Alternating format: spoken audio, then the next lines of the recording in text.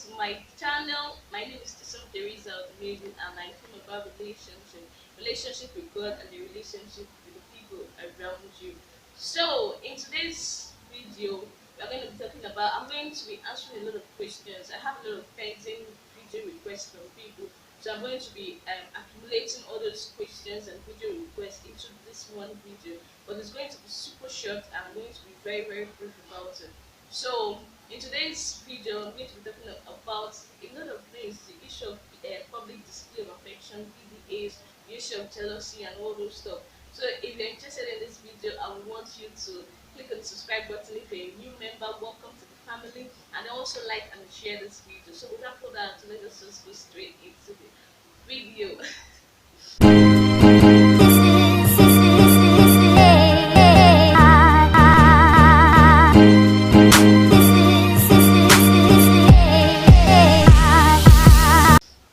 So, PDAs, public display of affection. What is a Christian's perspective on public display of affection? But before I continue with this video, I just want to apologize for any noise you may hear. I'm not alone at home. I just want to apologize for any noise you may hear. I'm not alone at home. Just bear with me. It's Christmas season, the holiday season. Everybody's at home. So, PDAs, public display of affection. What should be a Christian's perspective on that? Okay, public display of affection is just a way of displaying your affection for someone in the presence of another person, in the presence of a third party, where it's not just the two of you now, there's somebody else, whether it be the one person or be it a group of people or a crowd. The fact that there's somebody there, it is now public, it's now a public display of affection. Is it against biblical teachings? Yeah. So, actually, I don't think it's against biblical teachings, or rather, I've not seen anywhere in the Bible that negates it. But I shall know that our Lord Jesus Christ displayed His love for us in public. In public, it was not a secret something. And I also feel like if you love somebody, it's not going to be a secret affair. You may not be the public displayer of affection kind of person, but you will also not be secretive about it. So that's the way I see it. And I feel like if you are displaying your love for somebody or for somebody, now we're talking about two parties, we're talking about relationship setting. If you explain your love for somebody, you won't in public. It's not like you are conscious of people's eyes. You are just being sincere in your display of love, and you don't really care whether they ascribe or not. You just want that person to know how you feel at that point in time. That's just the way I just see it. So two things comes to my mind when I think about PDAs, and that is sincerity and the personality of your partner. Now, for I'm going to talk about personality first. For the personality of your partner, you want to know if they are a public person. If your partner is a private person, your partner would not appreciate your public display of affection. As a matter of fact, the person is going to take it that you are embarrassing the person. The person is not going to appreciate it because that is not that person's love language. It could be that you're imposing your own love language, you that is a public person. It could be that you're imposing your own love language onto your partner and they may not appreciate it.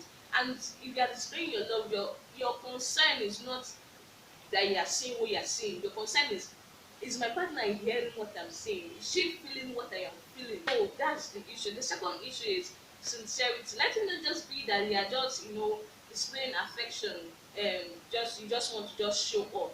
Be sincere in your display of affection. Be sincere. Let it be that you are being sincere with your feelings. That's just it. Sincerity is key.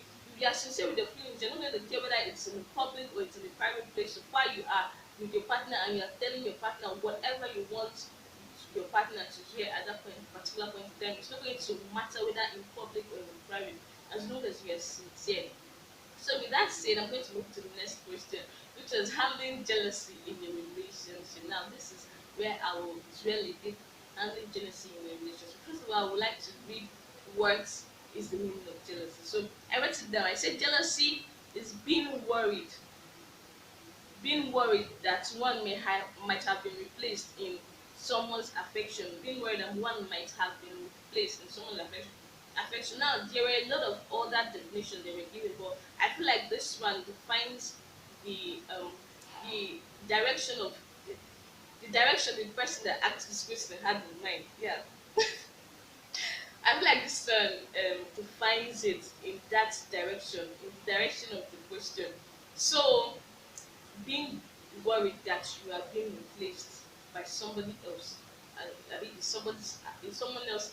No, this is where it's someone's affection. Like, let's just think, you know what I mean. Being worried that you are being replaced, maybe you're not getting the attention you used to get, and all those stuff. Now, actually, I would like to see that jealousy can be positive and it can be negative. In fact, all jealousy can lead to a negative impact. All jealousy can lead to a negative impact. Jealousy on its own, when it just started as a burst of emotion, is also a burst of emotions. We are human beings and we have emotions.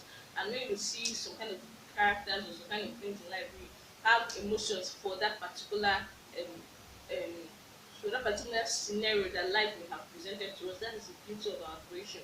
So it's a burst of emotion. Jealousy on its own, it's not bad, but it's now when you start dwelling on it, that's when it can lead to envy, it can lead to hatred, it can lead to wickedness, it can lead to covetousness. Now maybe so jealousy can be of two forms. It can either be you being jealous about your neighbor's goods, and then you being jealous in a relationship. This question actually pertains to being jealous in a relationship, but let me just talk a bit on the other one.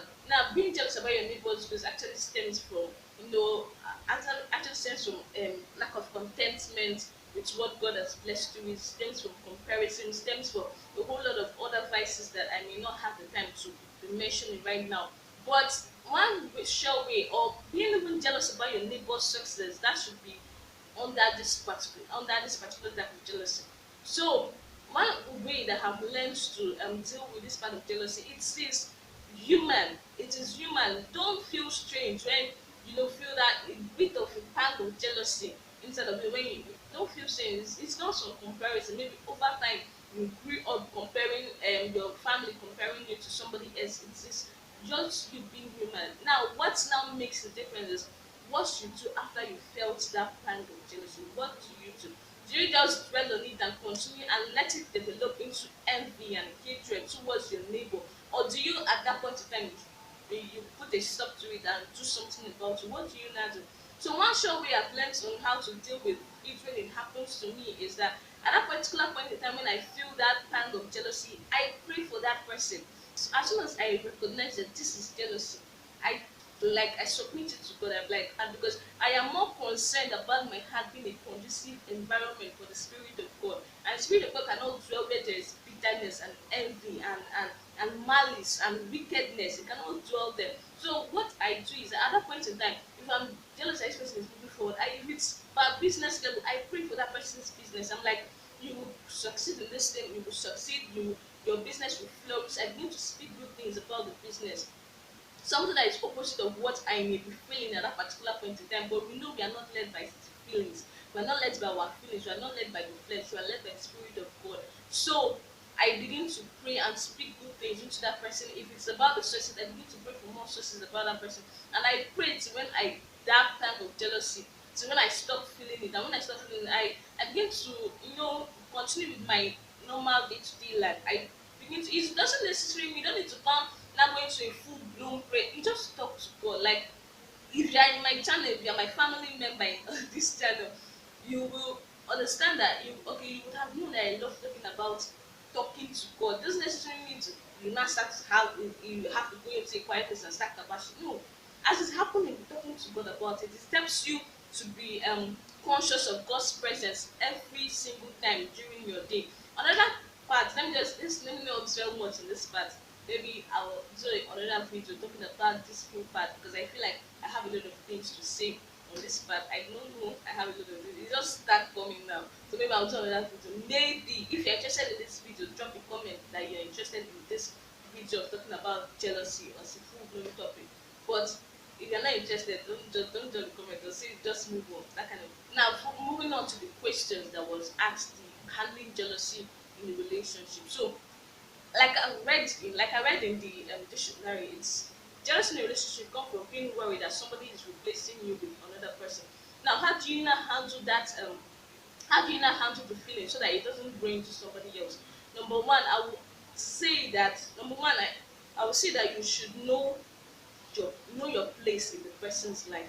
Now, if Mr. A is replacing you with Mr. B or with Mrs. B, because I feel like this happens in an opposite sex relationship very well. But let's just put, if Mr. A is placing you with Mr. B in a relationship, how about you talk to Mr. A? Like, know your place in Mr. A's life. If you know your place in somebody's life, you will not be worried that this person is giving attention to another person at first. Anyway, you won't be worried if the person starts all of a sudden developing, giving like attention to another person. You won't be worried at first, except it becomes too obvious not to notice. That's when you know that there's an issue there. But first of all, know your place in this person's life. Just like the issue with the prodigal son, the firstborn actually did not know his place in his father's house. He did not know that everything that the father has is his own. He was just eyeing the one that was given to his brother, and the attention that was given to his brother. He did not know that.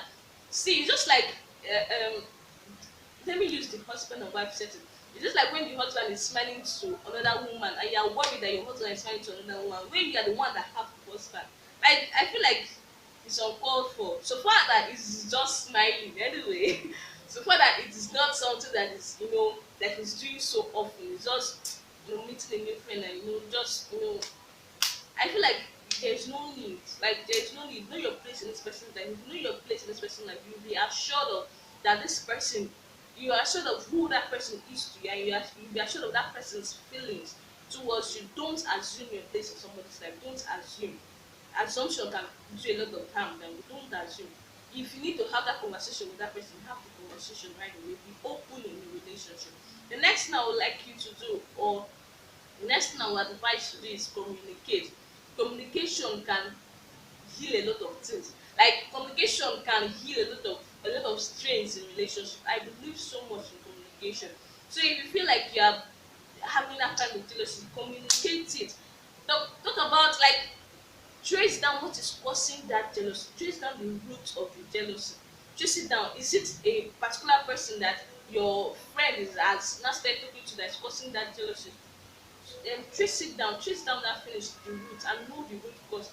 Approach your partner about it. Talk to the person like, hello, me, I don't understand. Like, I see you are giving this person attention even more than me. Like, I don't understand what is the problem. Did I do something wrong? Like, what are we okay? Talk to the person about it. Number two, if after talking to the person about it, that person still continues in what they are doing, not paying attention to your feelings or not, I feel like for the safety of your heart, for the healthiness, if there's an English like that, but for the let me just use safety, for the safety of your heart and for your peace of mind, I feel like you should give that person space. At least for that point in time, I feel like the person may just be overwhelmed by the new person's set of personality and all those stuff, and that person is just distracted for a while. Just give the person space and let the person miss you. By the time the person misses you, the person will come back to you, and you guys can have that conversation again. You get what the part of now being in a relationship and now start developing into envy, like allowing jealousy to go into envy. I want you to be more conscious of your relationship with God. Be more conscious about your relationship with God. Be more conscious about your heart being in a good state, so that it will be a good environment for the Spirit of God. And then be more conscious of your peace of mind. Like, sometimes it's not worth it. What you go through just for sometimes it's for just for relationship sake, it may not even be worth it. So I give you three tips. Um, know your place in the person's life, communicate your feelings, and then um, give the person distance if necessary. So with these few points of mine, I hope I've been able to convince you, not to confuse you, on the issue of handling jealousy. On the issue of handling jealousy in a relationship. So until my next video, I think this is all this is the questions I'll be answering in this video. Is already long. To my next video, I want you to have a blessed holiday season. Have a blessed end of the year. I wish you Merry Christmas. I love you all from the bottom of my heart. Just spend time with your family and friends and loved ones. I love you all. Have a blessed day, and to my next video. Bye bye.